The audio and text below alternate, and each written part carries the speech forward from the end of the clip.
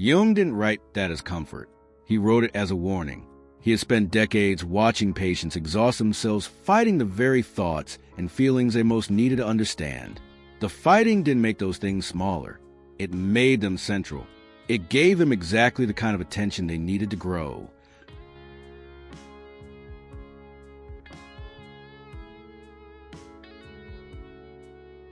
The mind has a counterintuitive relationship with the things it tries to suppress. In almost every domain of psychology, from anxiety to addiction, from obsession to grief, researchers have found the same pattern. The heart of the mind works to eliminate an unwanted thought or feeling. The more present that thought or feeling becomes. This is not a weakness. It is a feature of the cognitive architecture that almost no one is taught about, and it explains more about human suffering than almost anything else. In 1987, psychologist Daniel Wegner conducted one of the most elegant and most disturbing experiments in cognitive psychology. He asked participants to do one thing. For 5 minutes, do not think about a white bear. If a white bear came to mind, ring a bell. The results were immediate and unambiguous. Participants rang the bell on average once every minute. Every attempt to suppress the thought produced the thought, not occasionally, reliably. Wegner called this ironic process theory, the discovery that the mental act of trying not to think about something requires the mind to continuously monitor whether that thing is present, and monitoring for a thought is, neurologically, the same as having the thought. The suppression mechanism contains its own failure condition. This is not limited to white bears. Wegner replicated the finding across dozens of studies. Suppressed thought about food and dieters.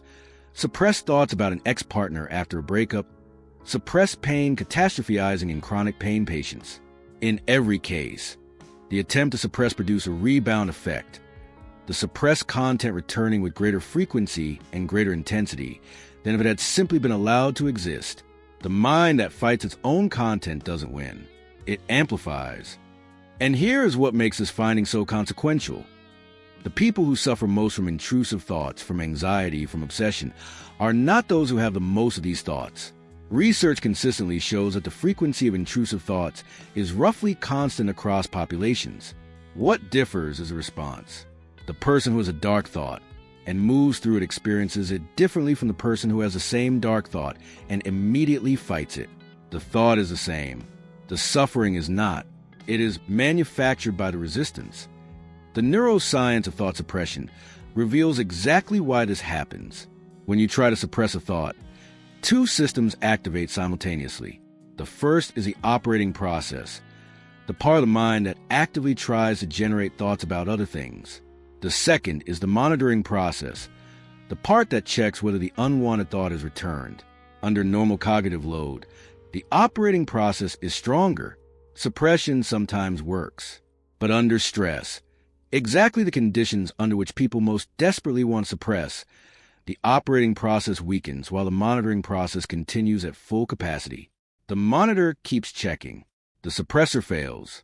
And every check is itself an activation of the very content you were trying to eliminate. Sleep researchers discovered this independently. The instruction, try to fall asleep, produces worse outcomes than almost any other intervention, because try to sleep requires monitoring whether sleep has arrived. And monitoring for sleep is a form of arousal. The effort to achieve the state prevents the state from occurring. This is not a metaphor. It is a precise description of what happens whenever the mind applies force to a process that requires the absence of force. Sleep, creativity, calm, flow, all of them share the same property. They cannot be directly produced. They can only be allowed. Psychologist Stephen Hayes identified this pattern across clinical populations and gave it a precise name: experiential avoidance, the tendency to suppress, escape, or otherwise avoid contact with difficult internal experiences. Hayes found that experiential avoidance is one of the most reliable predictors of psychological disorder, not because it doesn't work short-term, but because it works just enough to be reinforced. The thought is suppressed. Temporary relief arrives. The mind learns suppression equals relief and invests more heavily in suppression next time, until the suppression is consuming more cognitive resources than the original thought ever would have if it had simply been allowed to pass.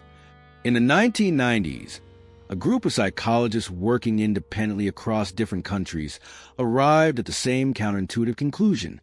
The treatment for intrusive thoughts was not better suppression. It was contact, deliberate, sustained, non-reactive contact with the very content the mind was fighting. Zindel Siegel, John Teasdale, and Mark Williams, developing what would become mindfulness-based cognitive therapy, found that patients who learned to observe their thoughts without fighting them showed significantly lower relapse rates for depression than those who used standard cognitive techniques to challenge and replace the thoughts. The observation was more powerful than the argument. Watching the thought turned out to be more effective than defeating it. What these researchers discovered is something that the contemplative traditions had described for millennia, but that Western psychology had systematically dismissed. The difference between being a thought and having a thought. The person who identifies with their intrusive content, who treats "I am having a thought about X" as equivalent to "X is true about me," is the person who fights, because the thought feels like a threat to identity. The person who can observe the thought from a slight distance, who notices there's a thought about X without immediately fusing with it, does not need to fight, because the thought is not a verdict. It is whether, and whether passes. ACT, Acceptance and Commitment Therapy, built an entire clinical framework on this distinction. Stephen Hayes, its founder, proposed that the goal of psychological treatment should not be to change the content of thoughts, but to change the relationship with thought itself. Not think better thoughts, but hold your thoughts more lightly. The evidence is now overwhelming. Across hundreds of randomized controlled trials, ACT consistently outperforms approaches based on thought suppression or replacement, not because the mind becomes empty, because it learns that its contents do not require a fight. And in the absence of the fight, the contents lose their power to persist. Marcus Aurelius, who governed the most powerful empire on earth while managing grief, illness, military failure, and the death of children, described a practice in his meditations that modern psychology would recognize immediately. When a distressing thought arrived, he didn't argue with it. He named it. He described it with precision. This is a judgment. This is a fear. This is grief presenting itself as certainty, and then observed it without fusing with it. His meditations are not a record of a mind that had conquered its dark thoughts. They are a record of a mind that had learned to see its dark thoughts clearly without being governed by them. The discipline was not suppression. It was precise, repeated observation. And through observation, he maintained the capacity to act from something other than the thought. The Taoist concept of Wu Wei, often translated as non-action or non-resistance, is one of the most misunderstood ideas in philosophical history. It is not passivity. It is not indifference. It is a recognition that certain kinds of effort produce the opposite of their intended result. Water doesn't cut through rock by fighting the rock. It finds the path of least resistance.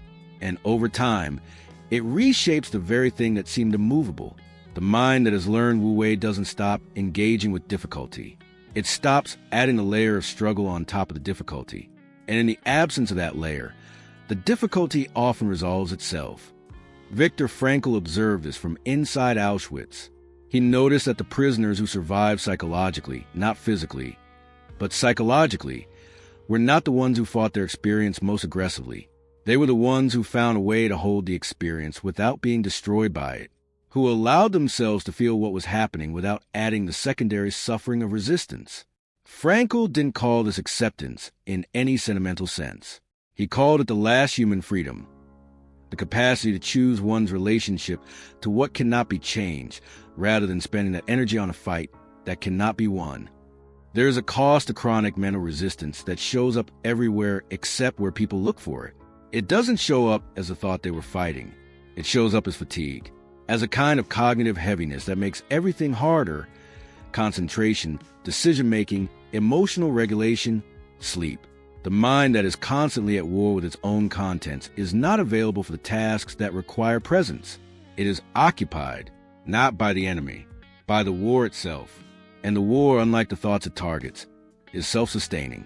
Because every act of suppression confirms that the thought being suppressed is dangerous enough to suppress, which makes it more threatening, which intensifies the suppression, which amplifies the rebound. The loop has no natural exit. It only has an interruption: the decision to stop fighting. The clinical data on this is sobering. Patients with generalized anxiety disorder spend, on average, significantly more cognitive resources on suppressing their anxious thoughts than on processing the actual problems those thoughts are about. The anxiety about the anxiety is frequently larger than the original concern. People with OCD describe the same phenomenon. The compulsive behavior is not about the feared outcome. It is about the unbearable discomfort of not fighting. The real disorder, in both cases, is not the content of the mind. It is the relationship with that content, a relationship defined by one conviction, that if I stop fighting, something catastrophic will happen. And that conviction, not the thought, not the fear, is what keeps the suffering in place. And this is where the loop finally breaks. The thought arrives. Instead of immediately mobilizing all available cognitive resources to fight it, instead of treating it as an emergency, the mind pauses, not to agree with the thought, not to indulge it, but to notice it, to name it, to allow it to exist without immediately declaring war. And in that pause, however brief, however uncomfortable, the thought loses its most powerful property, the certainty that it must be fought. A thought that doesn't need to be fought is just a thought, and thoughts left without fuel pass. The mind that fights everything that disturbs it is not a strong mind. It is an exhausted one. Strength, in the domain of cognitive psychology, looks different from what most people imagine. It is not the capacity to suppress. It is not the capacity to argue every dark thought into submission. It is a capacity to observe, to see what is happening inside the mind without immediately trying to change it. This is the most counterintuitive finding in a century of psychological research. The path through unwanted experience is not around it, not over it, not suppressed beneath it. It is through it, with open eyes, without the secondary suffering that resistance creates. What you fight grows stronger. What you observe begins, slowly, imperfectly, reliably, to lose its grip.